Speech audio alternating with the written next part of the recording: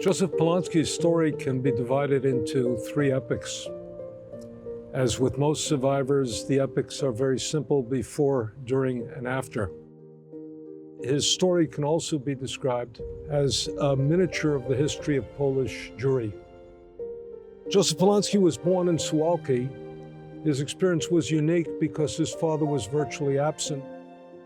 Because his father was absent and he was responsible for his mother and his grandmother, Joseph assumed a disproportionate sense of responsibility for the family, and at 14 years of age, he had to take control of the family. The early life, I mean, it was a little bit tough, you know, because my father, well, he was never there, and the grandmother was a bread giver. So she would go to the farmer, buying the vegetable. There was a place over there by the market, and each morning she would go over there, and she was selling. This is how we were making a living. Yeah, it was tough.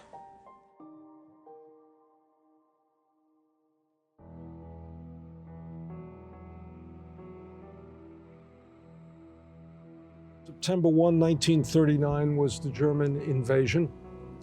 In the aftermath of the German invasion, there was ghettoization. Jews were put into a ghetto.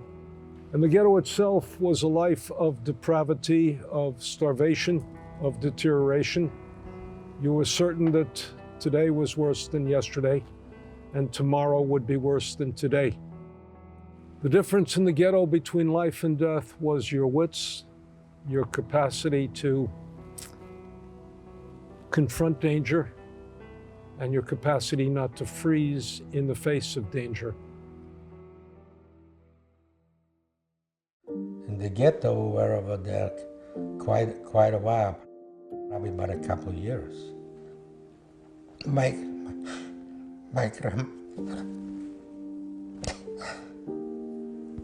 grandma died, and it was me and my sister and my mother. We had a tough time, I mean, with food. So I was very brave.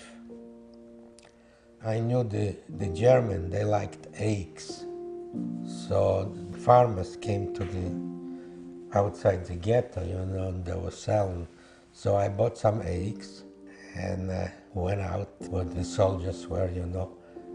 And I would tell them, I mean, if they want eggs, and they can give me blankets, a trade. And I would give them maybe about a half a dozen eggs, you know, and so far. Take the blankets, I mean, to the ghetto, and then sell it. And that's how I made a living, I mean, being in the ghetto.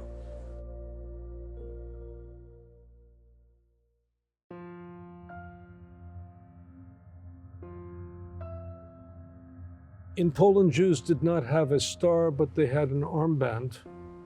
And the moment Joseph went out of the ghetto and took off his armband, he was subject to death.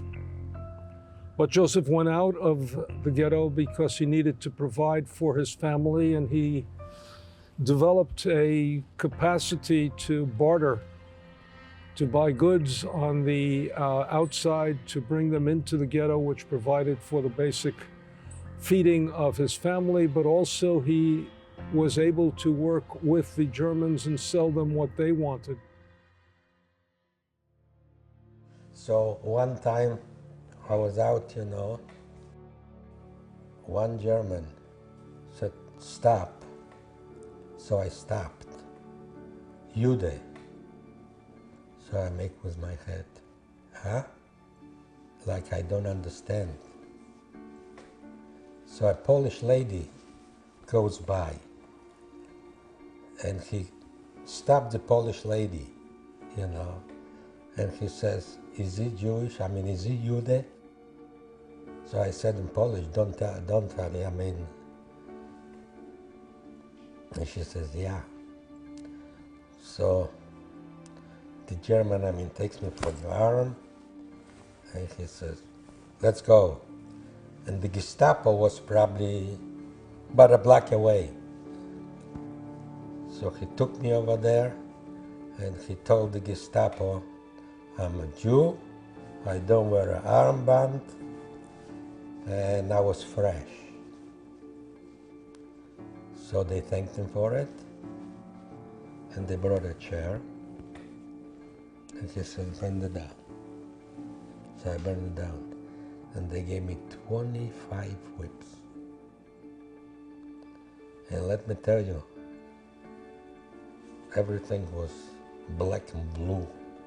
And then they put me back in the cellar. So I said, now they're gonna kill me. So I was sitting over there at least about 2-3 hours. Then finally, one comes out, opens up the door and takes me out. And he takes me back over there to the room.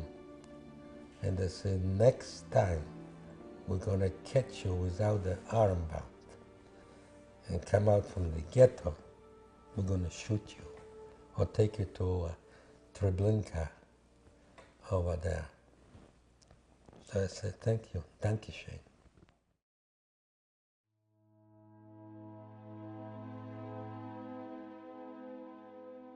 Ghettoization was a daily struggle for survival. Conditions grew worse because the Germans regarded the ghetto as a place to contain the Jews until they didn't know until what. And the Jews regarded the ghetto as a place to survive until they dreamed that it was until Germany lost the war, until Germany came to its senses, until somebody rescued them. In retrospect, we understand that ghettoization was a very short period of time. It was the period from 1940 to 1942. And for the Germans, it became the period of time in which you contained the Jews until the infrastructure was built for their destruction. Treblinka was opened on July 22nd, 1942. By October, the Germans were ready to bring the Jews of Lukov to Treblinka.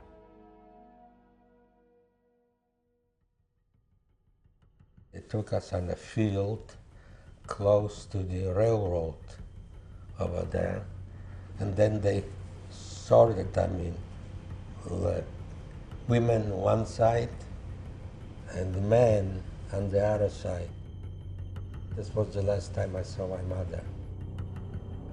So I was away from my mother with my sister. Then they opened the doors from the trains and said, go into the train. It was cattle trains, not regular. And at this time, we didn't know so much about Treblinka. What I had learned and felt, when you come over there and you don't go back out. They would take you to the shower, and this was the end of it. So it's my mom and my sister.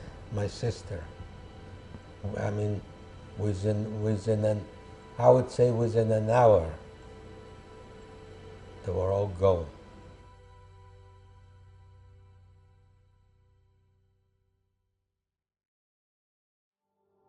At Treblinka, unlike Auschwitz, there was no selection.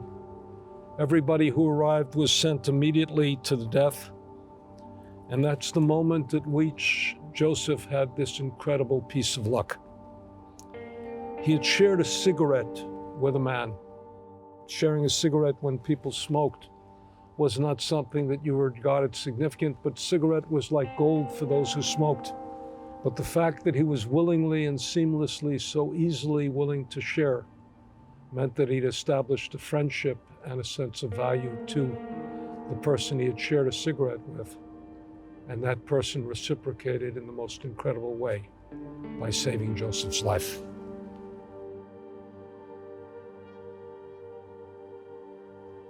So I lit up a cigarette. And a guy that comes up to me and he says, can I have a cigarette? And I gave him a cigarette. And he started kind of have a liking to me, like a friend. Then he says, you stay with me. I've been over there, just stay with me. So we got to Treblinka. So they opened the door, and he says, let them all go out. So everybody went out, and me and him, you know, come out last. And he knew the gate where to go in where the workers are. And we went in to the work deal, and then in the evening, the guy disappeared on me. It's just like an angel came, he saved me, and then he disappeared. I mean, I didn't see him anymore.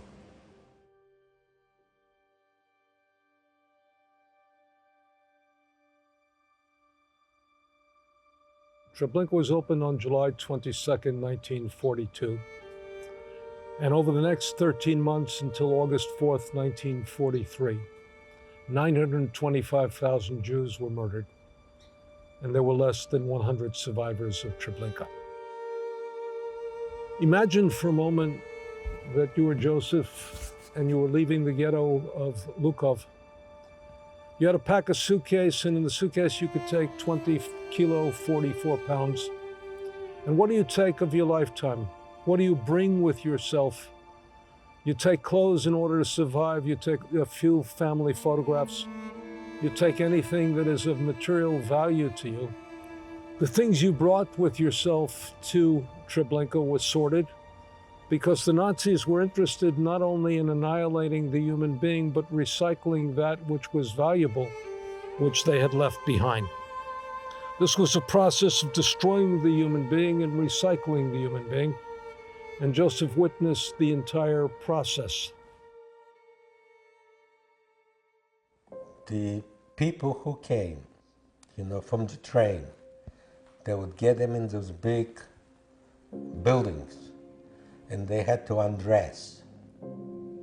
And then they had to bring the clothes to us, and then we had to take the clothes, you know, and dump it over there. This was my job in Treblinka.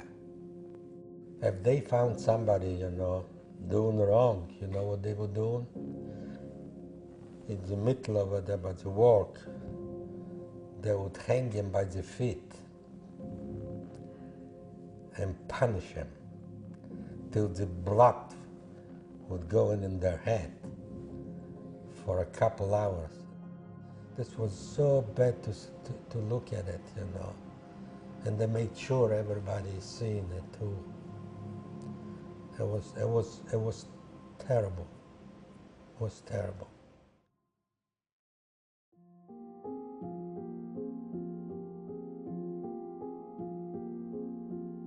There were less than 100 known survivors of Treblinka, and Joseph is one of them. Therefore, his testimony takes on an added value because without this testimony, we have no way of knowing what went on within this camp. I mean, you knew you're gonna go too. You knew. And the only way, I mean, you gotta take a chance to survive. That's why there was a couple guys of us, you know, but we decided, you know, to take a chance and to escape. And there was a big barrack with clothes. So we got in right on top the clothes, and we jumped the fence. We probably ran, we ran to the woods, but where else, I mean, we're gonna go though? Unfortunate, I mean, we lined up back in the ghetto.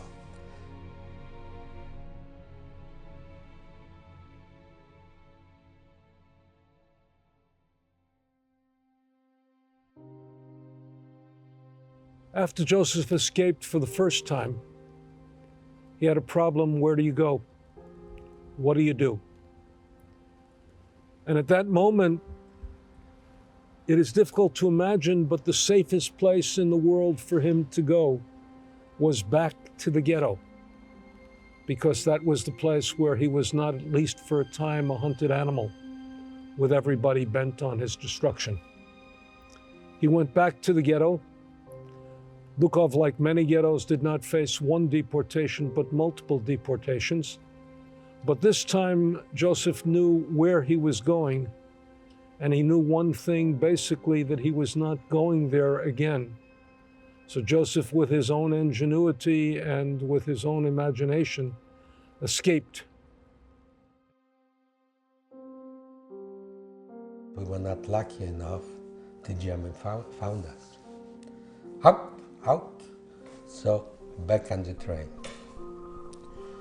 So we said to each other, we know where we're going. I'd rather not go back over there. And then they took us with the train. So we managed to open the door. One guy, jumped. I was not afraid either, because I know where I'm going. And I jumped too, and then rolled over. And the German over there, the security, they were shooting, and I think they hit not the flesh, but the pants. A bullet went through. And we were probably maybe about 5 of us. So we're just going from one place to another place. At night we go out to the farmers, knock on the door, and we need bread, eggs. We managed to buy weapon from the farmers. So I had a weapon, my friend had a weapon, and we were hiding by a farmer. And then the Germans surrounded us. They want us out. And right out, there was corn, and it was high. So I got out from the door. So I had the gun, I just pointed, and I shot it. And I got into the corn, and I bended out and kept on running.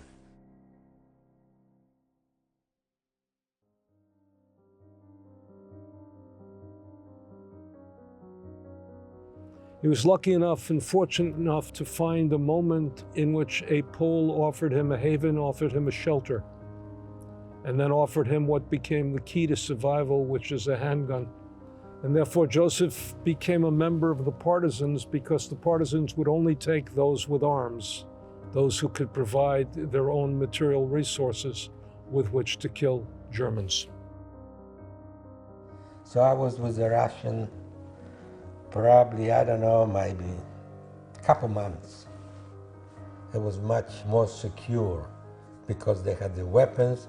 They were getting the drops, from Russia, Then we got in a fight with the German in the woods.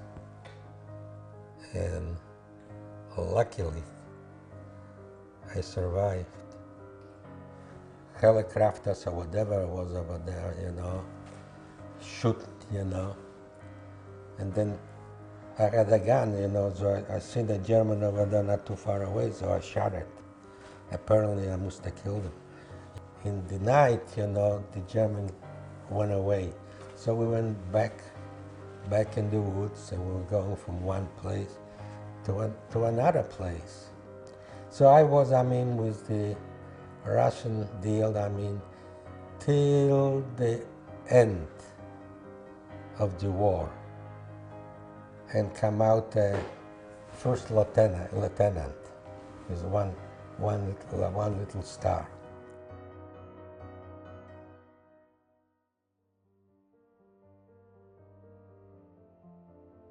He joins the Soviet partisans, and he's liberated by the Soviet army from Lublin in July of 1944. Here's a man who has seen death. He experiences the precariousness of life, and he understands that what he needs in order to survive is courage and determination and an iron will. Joseph met Blume in Landsberg, Germany. She was 17, he 22. Anxious to get on with their lives and to have someone to love, the young couple was engaged within 3 weeks. her engagement ring, a watch. The marriage took time, 2 years, and a continent away. Bluma came to the United States via the Red Cross, sponsored by the Omaha Jewish Community Center. Joseph stayed behind and went to Ort to learn electronics. His journey to the United States was delayed until he could find a sponsor. He came first to Boston and tried to earn enough money to travel to Omaha, learning electronics, but earning his living by washing dishes in an old age home. Bluma was met at the train by Frances Blumkin. She had an apartment ready for Bluma, for her sister, brother-in-law, and their child. Joseph came to Omaha at the age of 24. Bluma was waiting for him. He was sponsored by the JCC. I did not have enough education, So I was getting German professors, to teach me math and to know a little bit more. And then there was electronic schools, radio, and electrical deal. So I went to the radio deal, and it's all connected. So I went to Omaha. So the first thing they asked me, what do you know? So I said, I just went through electronic school and so far. Television just started. So they found a job for me. I had a photographic memory. I was picking up very, very quick everything. So I was working for this company probably almost 5 years. And then I decided to go on my own. I opened up, the name was Exarban Television. At the same time, I got acquainted with all the furniture stores. So anything they sold, like radio, stereos, television, they would call me to set it up and then service it. It was probably might be a couple years till I expanded and lined up. I overran the guy I was working for. Then I got in with Nebraska Furniture. And that's how I expanded myself. And then I got in real estate business, land, everything, And I came out on the right side. People ask very often, why do survivors survive and why did they thrive in the United States? They had a tolerance for a level of risk, and they were not afraid of trying something new. And they understand that they were facing problems that were small in comparison to the problems that they faced when they were young. So he's able to do what it takes with the qualities he developed as a young man and able to create something he could never imagine. They married and they had 4 children, Sonia, Morris, Rosalie, and Lynn, 10 grandchildren, and 8 great-grandchildren.